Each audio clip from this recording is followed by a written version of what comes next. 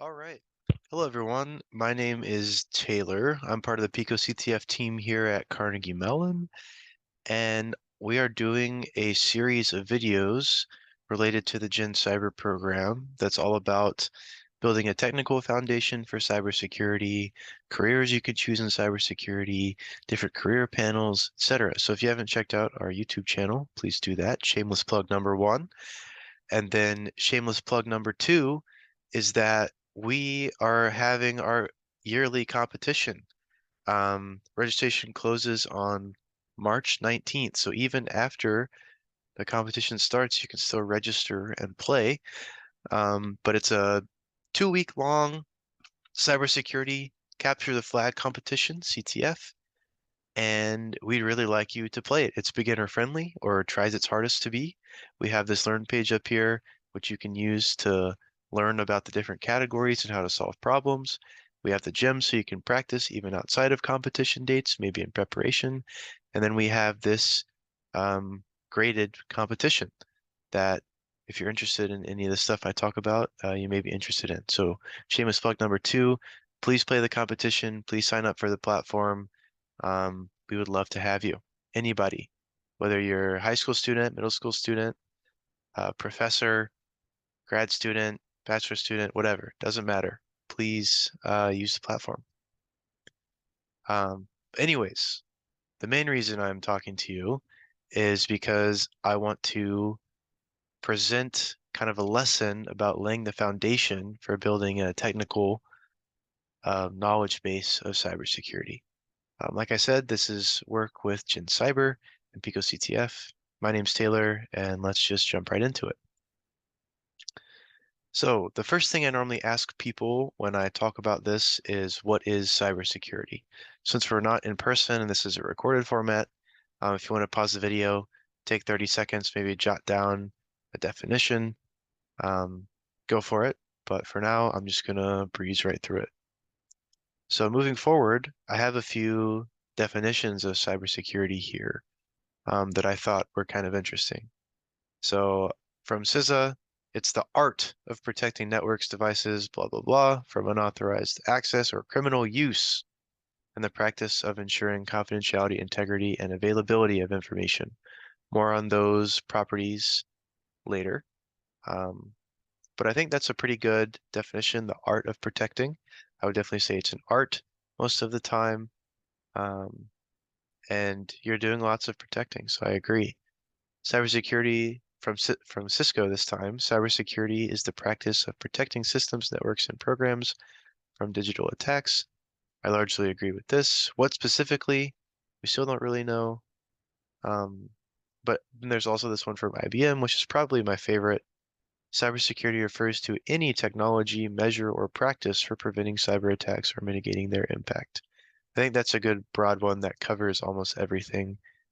Refers to any technology, measure, or practice for preventing cyber attacks. I agree. So, as you can see, these definitions are pretty broad. They don't talk about anything specifically besides devices and data, which still isn't super specific, which is pretty representative of how the field really is. So, what jobs can you get within this field? I've listed a few here, and I'll go through them. So, reverse engineer, you're taking a piece of code that's been compiled, so you don't have the source code, and you're trying to reverse it or reverse engineer it to try and understand the bigger picture of what it's doing. So understand its tactics, um, how it's accessing, maybe if you're on Windows, registry keys, or how it's traversing and getting function addresses, etc. So reverse engineering. Maybe also a non-malicious application of reverse engineering would be understanding the functionality of legacy code. Maybe we've lost the source code to, or just want to understand better. Excuse me. Excuse me. Then there's penetration tester. This is probably the most famous version of cybersecurity. You're auditing networks, so you're attacking them, you're red teaming them, and then you're writing reports and submitting them to companies or certain entities that will use those reports to secure or to improve their security posture. Then there's a threat hunter. So say you were a threat hunter for the government, you would be prowling around government networks and government systems and looking for undetected threats and trying to purge those from the system. There's a threat analyst, which codifies and synthesizes known information about threat actors and malware tactics.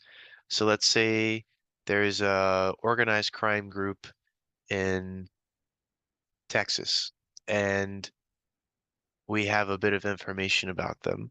We know what type of malware they like to write. We know maybe generally what region they're from in Texas, and we know maybe we were able to arrest the leader of this organized crime group. So we have all those things. We want to codify it in a way that can be analyzed and synthesize that information so it can be readily used and read and used to improve our security posture. So that would be maybe what a threat analyst would do. And then you have security architects who try and design and engineer secure systems, software and hardware. And then I have et cetera here because there is a lot more positions within cybersecurity, but these are some of the ones that I'm most familiar with. So moving forward, how does that translate to CTF categories? Well, most of the jobs I just listed were technical security jobs, and those all require certain skills. So the categories of CTFs try and teach you those certain skills by presenting complex problems relating to them to improve your knowledge base and also challenge you. So the categories are general skills, which involves maybe using the Linux shell, maybe writing bash scripts, some programming, and advanced math. Then there's cryptography, which is encrypting and decrypting data. So using math to do that. So a bit of applied math. There's web exploitation, which is web applications, right? So websites, databases possibly that interact with those websites, finding and exploiting bugs in those programs, because web applications, after all, are just programs. There's reverse engineering, which I mentioned before. You have compiled code, you don't have the source code, you want to understand how it works and what it does. There's forensics.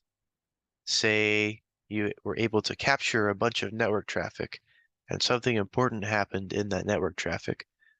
Forensics would be the act of pulling that relevant information out of that network traffic, or maybe host space. So maybe you have a computer that someone tried to delete all the files on, and there was an important file on there that you want access to. Can you recover it? How do you recover it, etc. And then there's binary exploitation, which is kind of like reversing, but you're finding and exploiting bugs or vulnerabilities in a binary instead of reversing it and understanding how it works. So you're going a step further and exploiting those vulnerabilities and bugs that maybe you'd find from reverse engineering it. So that's a broad overview of the CTF categories within picoCTF. Other CTFs might have more or less, depending, but those are the ones that we write problems for and that we think are most important for technical skills related to cybersecurity. So from a high level, what is cybersecurity? Because we've been talking about technical stuff, but how do we kind of lay the foundation to start thinking about more technical stuff? So we do that with properties. Properties are things that we want computer systems to maintain for their entire life cycles and data as well. So from when we turn a computer on to when we turn it off, when we create data to when we delete it, we want it to maintain certain properties. So the CIA triad is the most important one. I would say the one that receives the most attention. It's confidentiality, integrity, and availability. And we'll deep dive into all of these, maybe not deep dive, but we'll explain all of these a little bit, actually right after this. Then there's authenticity and non-repudiation. So there's a few properties, like I said, that are very important, and we want the computer and data to maintain them for its entire life cycle. So what is confidentiality? All of us probably know what that word means, but it's just secrecy, right? We want to ensure that authorized users have access, only authorized users, sorry, I should specify, only authorized users have access to data or systems. So I put here a screenshot or a picture of the security clearance levels in the United States. And so an example of breaking confidentiality would be if someone with a secret clearance was able to access the next level up, top secret information. Or maybe for a more average person's life, you have medical records from your hospital, and they're protected by a law called HIPAA, which means that, no one can access them except given your consent.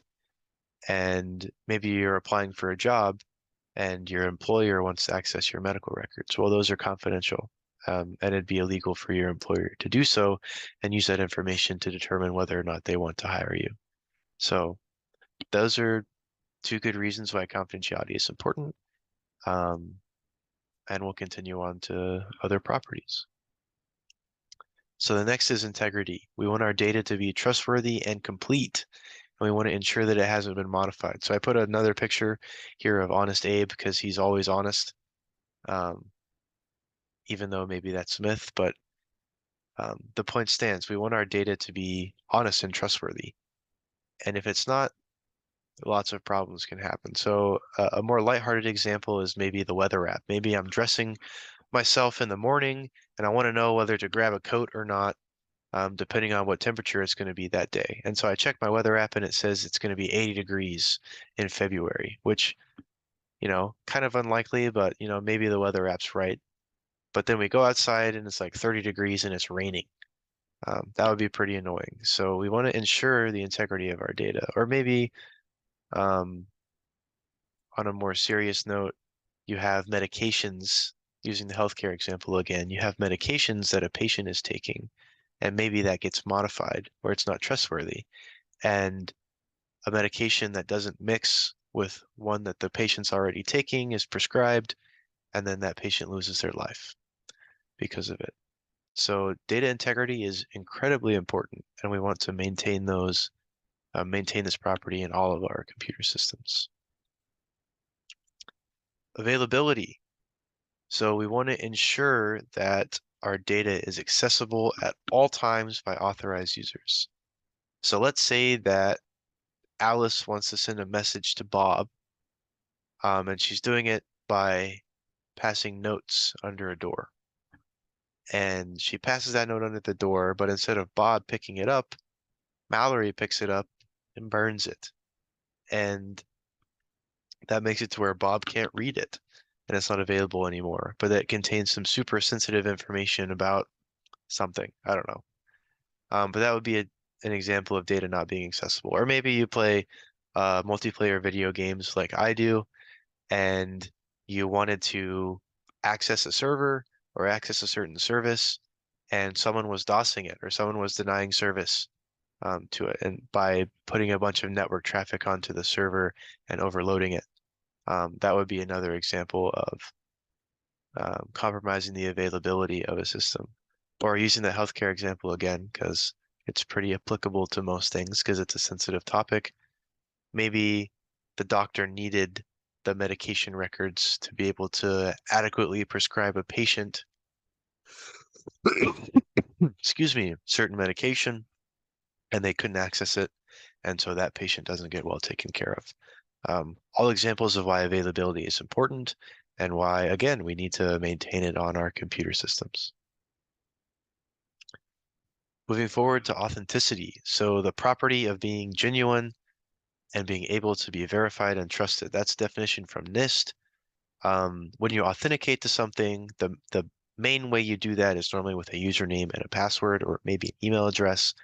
And then maybe you have two-factor authentication if people are being super secure. But we use passwords and usernames as a way to verify that you are who you say you are. And there's a lot of debate on whether remembering passwords is the best way to do that.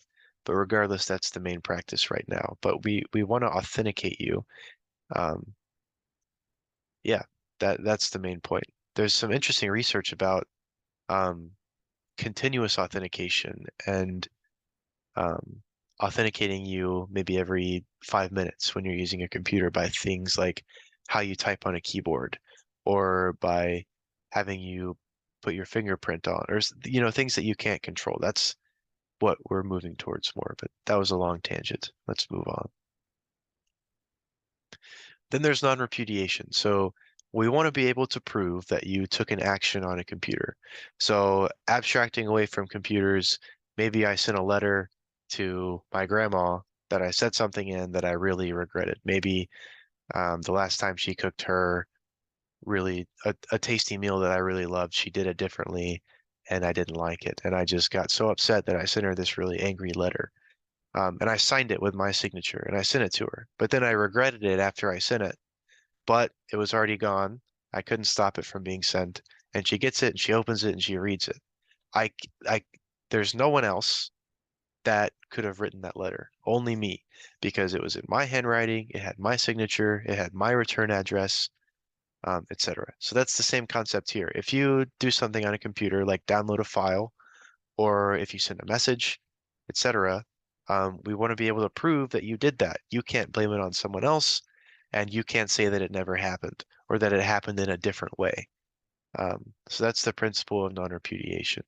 And one way we do that, I put this picture of a digital signature here, because one of the ways that we do that in computer systems is we put a digital signature on your messages or things that you do.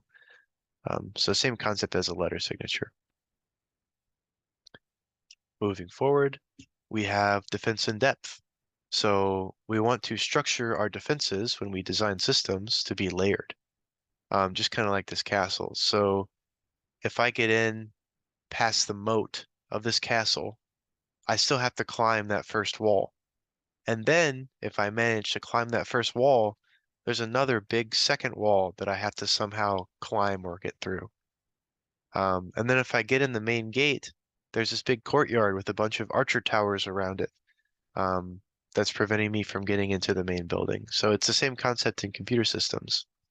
We want to layer our defenses so that if something is compromised, so say I get into a user account on your network, it doesn't compromise the entire network. That would be a really bad security posture. So um, that's the concept of defense in depth. So then how do we apply these properties? There are more properties, but I covered the most important ones. And how do we apply these at an organizational level, so more high level?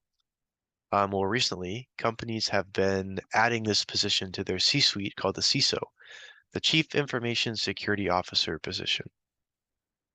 And the CISO is normally tasked with overseeing the security plan for the company. So including things like removable media policies. So can you plug flash drives into your computer?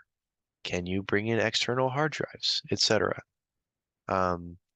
Network use policies. So can you get into your company's network from your personal home computer? Maybe you have to use a VPN when you do so, etc. Data management policies. Can you take certain company data outside of the company? Can you take it home on a flash drive? Can you take it home on your work laptop? Do you have to leave your work laptop in the building, etc.? So a lot of these properties are used on an organizational level. So let's say that you plugged in a flash drive into your computer, it had some ransomware on it, and now because your computer is infected, you can't use it. Well, that's an example of compromising the availability of a system. Let's say that you're using your company's network from your own personal home on your home network, and someone was sitting in between you and your company and reading all the network traffic that you were sending. Well, that's a breach of confidentiality.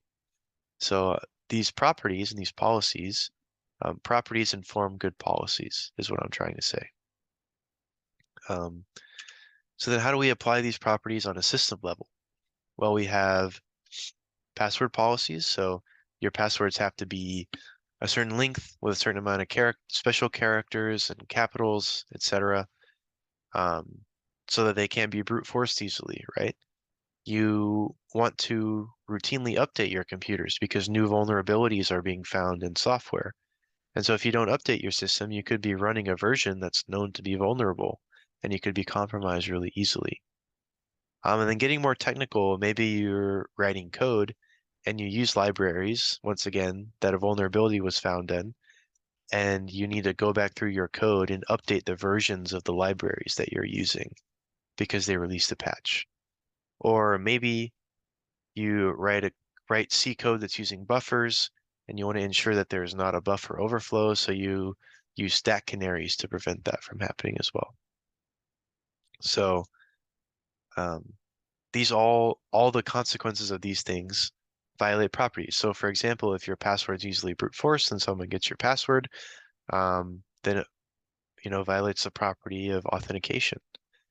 Um, if your computer's vulnerable and it gets infected with malware, say it's ransomware again, it violates that availability property. So all of these system level policies are related to the properties. So how does this translate to CTF categories? Well, most of the technical skills that are related to CTFs apply to these properties. So let's say I wanted to compromise the confidentiality of something. Well, I would need to break the cryptography, break the encryption or decryption function. Let's say I wanted to get into the database of some website and dump all the database entries. Well, that's web exploitation. Say I was an investigator and I needed access to data pertinent to a criminal case that was captured on this criminal's computer. Well, that's forensics. So all these properties and technical skills translate to these categories, and they're real skills that you need to be able to get jobs in cybersecurity. So yeah, hopefully I've convinced you through this video that the high-level cybersecurity properties are what we really care about, and we use technical methods to design policies, or we use properties to design policies that we enforce by using these technical methods. And then we want to test to make sure that those policies actually work. So then we try and break them using more technical methods, etc. And the cycle continues. So, wow, excuse me.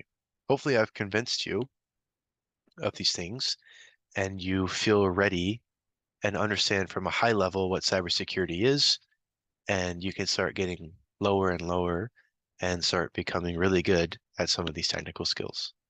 So that's all I had today. I'll see you in the next video. Thanks. Bye.